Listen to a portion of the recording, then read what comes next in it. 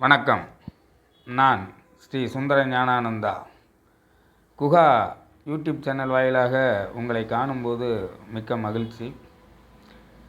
ஒரு நாளைக்கு முன்னாடி ஒரு ஜோதிட ஆர்வலர் உட்காந்து பேசிகிட்டு இருந்தார்.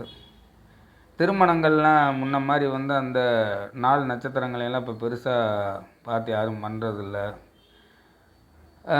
2000 ஆண்டுகளுக்கு முன்னாடி, அதாவது 2000 பிறக்கிறதுக்கு முன்னாடி 1990, 95 இந்த மாதிரி காலகட்டங்கள்லாம் பார்த்திங்கன்னா ஓரளவுக்கு அந்த திருமணம் நடத்தக்கூடிய நிகழ்வோ அல்லது வீடு வாசல் கட்டக்கூடிய நபர்களுடைய நட்சத்திரங்களை வச்சு பார்த்தாங்க. ஆனால் இன்றைக்கி பார்க்க போனீங்கன்னா அதெல்லாம் எதுவுமே பார்க்குறதில்ல. கல்யாண மகாலில் தேதி இருக்கான்னு பார்க்குறாங்க.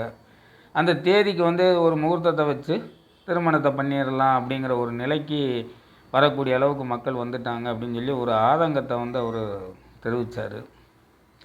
அதாவது ஜோதிட சாஸ்திர விதிகளை பொறுத்த வரைக்கும் எடுத்துக்கிட்டிங்கன்னா இன்றைக்கி மக்கள் முழுமையாக நம்பக்கூடிய நிலை இருக்கான்னு பார்த்தா அது மிக குறைவாக தான் இருக்குது.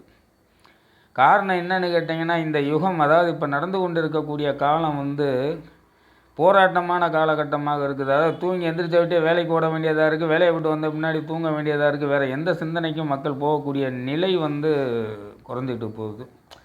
அதனால் ஞாயிறு லீவு நாளில் இருந்தால் கல்யாணம் இருந்தால் நல்லாயிருக்கும், காது குத்து வச்சா நல்லாயிருக்கும், வீடு கிரகப்பிரவேசம் பண்ணால் நல்லாயிருக்கும் அப்படிங்கிற மனநிலைக்கு மக்கள் போயிட்டாங்க. ஏன்னா வீடுங்கிறது மனிதன் வாழ்கிறது, கல்யாணங்கிறது அந்த வம்சாவளியை விருத்தி பண்ணக்கூடிய நிலை அப்படிங்கிறத பற்றி இப்போ சிந்திக்கிறதுக்கு யாரும் இல்லை.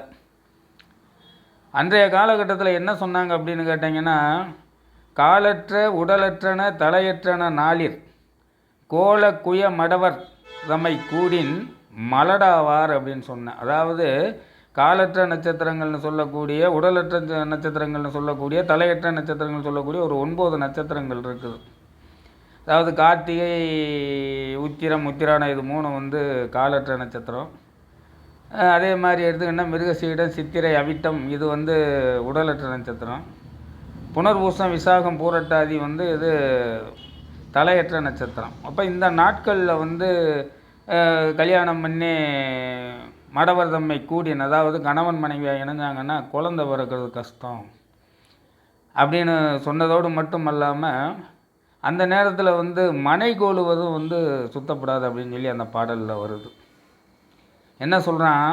காலற்ற உடலற்றன தலையற்றன நாளிர் கோல குய மடவர் தம்மை கூடின் மடலாவால் மாலுக்கொரு மனை கோலினது பாலாம் ஞாலத்தார் வழிபோகினும் நலம் எய்திடாராவாமே அப்படின்னு சொல்லி அந்த பாடலில் சொல்லியிருக்காங்க. அதான் அந்த காலகட்டத்தில் வெளியூர்களுக்கு பிரயாணம் பண்ணால் நோய் நொடியை கொடுத்துரும், இல்லாட்டினா ஏதோ ஒன்று பண்ணிடும் அப்படிங்கிற மாதிரி நிலைகள்லாம் இருந்துச்சு. ஆனால் இன்றைக்கி இது அவசர யுகமாக இருக்குது. பெரும்பாலும் பார்க்க போனீங்கன்னா கல்யாணம் பண்ணக்கூடிய நட்சத்திரங்களில் ஒரு ஜனன நட்சத்திரம் சொல்லக்கூடிய அவங்களுடைய நட்சத்திர நாளை தவிர்க்கிறது மட்டுமல்லாமல் அவங்க பிறந்த நட்சத்திரத்துக்கு 3வது நட்சத்திரம், 5வது நட்சத்திரம், 7வது நட்சத்திரம், 10வது நட்சத்திரம், 14வது நட்சத்திரம், 19வது நட்சத்திரம், 22வது நட்சத்திரம், 27வது நட்சத்திரம் இதை பூரா தவிர்க்கணும்னு சொன்னாங்க. அதே மாதிரி எடுத்துக்கிட்டிங்கன்னா சந்திராஷ்டமம் வரக்கூடிய நாளில் திருமணம் பண்ணக்கூடாது, மனை கோலக்கூடாது, வெளியே தூர தேச பிரயாணங்கள் பண்ணக்கூடாது அப்படின்னு ஒதுக்குனாங்க. அதே மாதிரி எடுத்துக்கிட்டிங்கன்னா கரி நாள், தனியாக நாள், இந்த நாளில் எல்லாம் செய்யக்கூடாதுங்கிறது மட்டும் இல்லாமல் பெரும்பாலும் சதுர்த்தி திதி, சஷ்டி திதி, அஷ்டமி திதி, நவமி திதி, துவாதசி திதி, சதுர்த்ததசி இந்த திதிகள்லையும் திருமணம்லாம் அந்த காலத்தில் வைக்க மாட்டாங்க. வீடு பால் காய்ச்ச மாட்டாங்க, இல்லை மனை கோல மாட்டாங்க, குடி போக மாட்டாங்க. இதெல்லாம் நடந்துக்கிட்டு இருந்தது ஒரு காலம். ஆனால் இன்றைக்கி இந்த விளக்கம் கொடுத்துருக்குற பஞ்சாங்கத்திலே பார்க்க போனீங்கன்னா இந்த 15 இந்த வருஷம் 2024 15 ஏப்ரல் மாதம் ஒரு முகூர்த்தம் கொடுத்துருக்காங்க. சித்திரை 2 அன்னைக்கு சப்தமி திதி 12 மதியானம் 12 வரைக்கும் இருக்குது. புனர்பூச நட்சத்திரம் நைட்டு 3-5 வரைக்கும் இருக்குது. அப்போ இந்த சப்தமி திதியில் கல்யாணம் பண்ணி அஷ்டமி திதியில் போய் கணவன் மனைவியாக கூடுனா அந்த திதி எந்த அளவுக்கு பிறக்கக்கூடிய குழந்தைகளுக்கு நல்லது பண்ணும் அப்படிங்கிறது தெரியல. அதே மாதிரி பார்க்க போனீங்கன்னா பெரும்பாலும் 12/6/2024 பார்க்க போனீங்கன்னா அன்றைக்கி சஷ்டி திதி. அன்னைக்கும் வந்து முகூர்த்தம் வச்சுருக்காங்க. அதாவது ஜூன் மாதம் 12ஆம் தேதி அன்னைக்கு 2024. இன்றைக்கி வந்து பெரும்பாலும் பஞ்சாங்கங்களோ அல்லது காலண்டர்லேயோ வரக்கூடிய முகூர்த்தங்கள்லாம் பார்க்க போனீங்கன்னா இந்த திருமணம் மகால் வைத்து நடத்துபவர்களுக்காகவே பஞ்சாங்கம் வர்ற மாதிரி இன்றைக்கி ஆகிப்போச்சுங்கிற மாதிரி தான் தோணுது. பெரும்பாலும் கிழமைகளில் வந்து செவ்வாய்க்கிழமை, சனிக்கிழமை, ஞாயிற்றுக்கிழமை திருமணம் பண்ணக்கூடாது அப்படின்னு சொல்லி ஒரு ரூல் இருந்துச்சு. இப்போ அதில் பெரும்பாலும் ஞாயிற்றுக்கிழமை ஒரு விலக்கு கொடுத்துருக்காங்க, செஞ்சுக்கலாம் அப்படின்னு சொல்லி.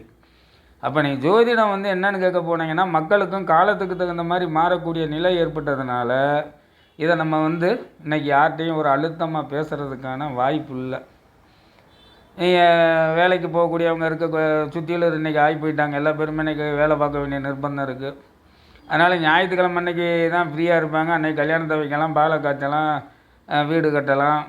அப்படி பண்ணோம்னா 4 பேர் வந்துட்டு போவாங்கிற மனநிலைக்கு மக்கள் வந்ததுனால இது விதியுடைய நிலை என்ன நிலையில் போகுதில்ல, அந்த கர்மா எப்படி கொண்டு போகுதோ அப்படி தான் போகும் அப்படின்னு அவர்கிட்ட சொன்னேன். அதனால் பெரும்பாலும் நமக்கு வேண்டியவர்களுக்காகவாவது, அதாவது நம்மளை சார்ந்தவர்களுக்காகவாவது அல்லது நம்ம நம்பக்கூடியவர்களுக்காகவாவது இந்த நாள் நட்சத்திரங்களை கொஞ்சம் ஓரளவுக்கு அனுசரித்து திருமணம் பண்ணாலோ அல்லது வந்து மனைவி கோலக்கூடிய நிலை ஏற்பட்டாலோ அல்லது தூர தேசங்களுக்கு வெளிநாடுக்கு செல்லக்கூடிய நிலையை நாட்களை வந்து தேர்ந்தெடுத்து கொடுக்குறதோ ரொம்ப அவசியமாக வைத்து கொள்ளணும் அப்படிங்கிற மாதிரி அவர்கிட்ட இன்னும் ஒரு விளக்கத்தையும் கொடுத்தேன். நன்றி, வணக்கம்.